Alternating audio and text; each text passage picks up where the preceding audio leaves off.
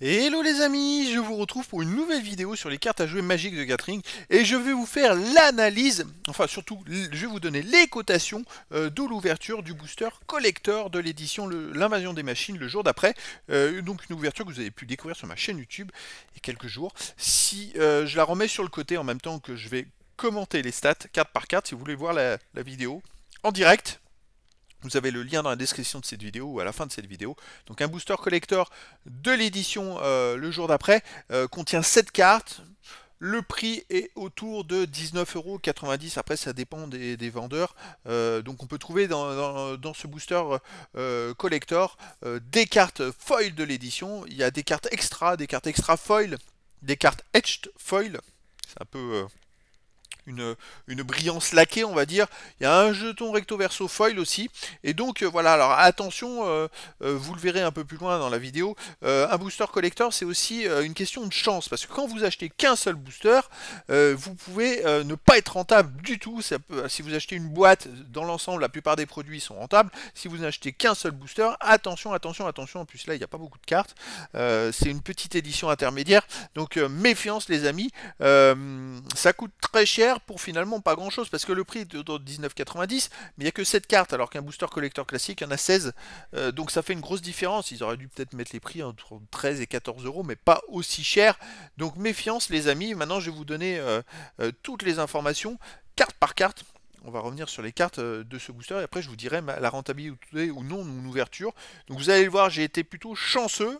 Mais, malgré cette chance-là, la valeur de ce que j'ai obtenu n'était pas forcément grandiose comparée au prix d'achat. C'est pour ça que je vous dis, ça c'est pas un produit super intéressant. En plus, j'ai déjà fait des vidéos d'analyse d'ouverture de boîte de 12 boosters collector. Il y en a sur les 12, il y en a que 4 rentables et 8 non rentables. Donc c'est une question de chance. C'est comme si vous achetez un seul booster sur une boîte, vous aurez plus ou moins de chance avec l'ouverture.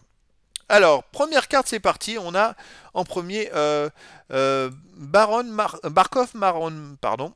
C'est une peu commune extra foil qui a une valeur de 26 centimes d'euros. Voilà, donc ça commence doucement, on va dire.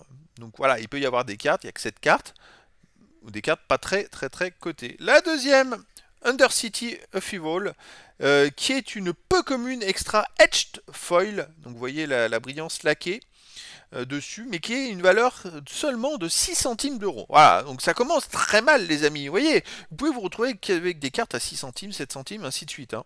La troisième, Calix, Guided by Fate, cela elle a une valeur de 6,04 €.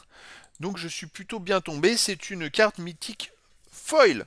Donc voilà, c'est quand même un coup de chance. Mais bon, pour une mythique foil, c'est pas très coté non plus. On arrive à une rare.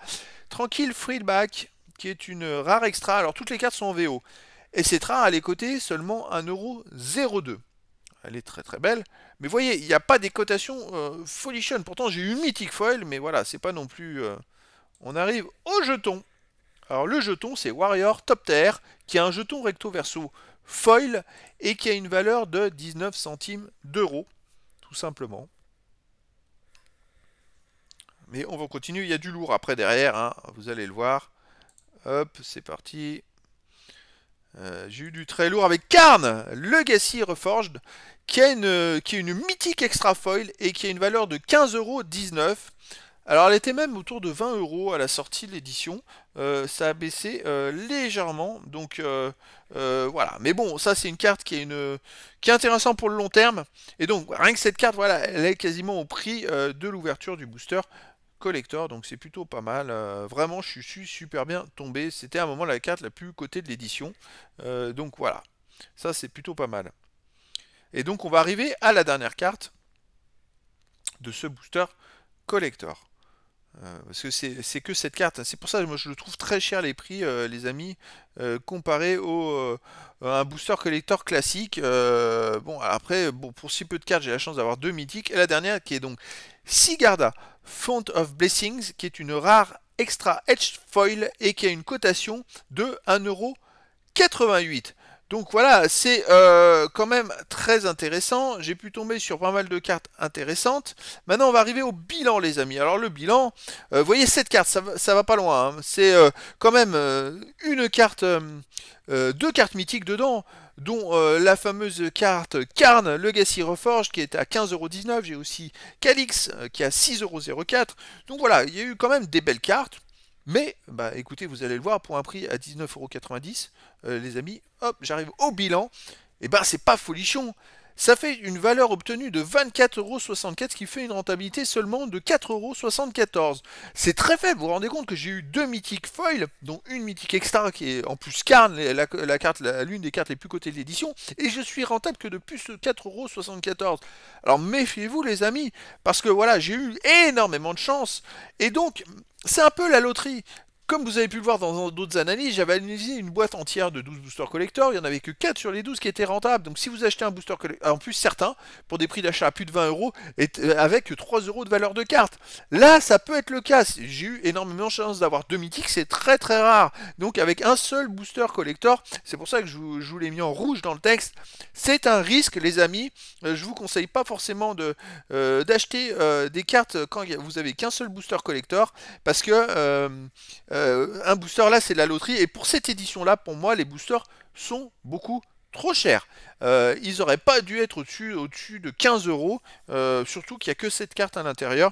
Alors, je connais pas le potentiel de ces cartes extra sur le long terme, il faut voir, mais déjà Karn est baissé de 20 à 5 € pour rien que les amis, rien que entre le début et la sortie, en 10 jours, la carte a baissé de 5 €. Elle baissera peut-être pas plus, je ne pense pas. Mais c'est pour vous donner un ordre d'idée.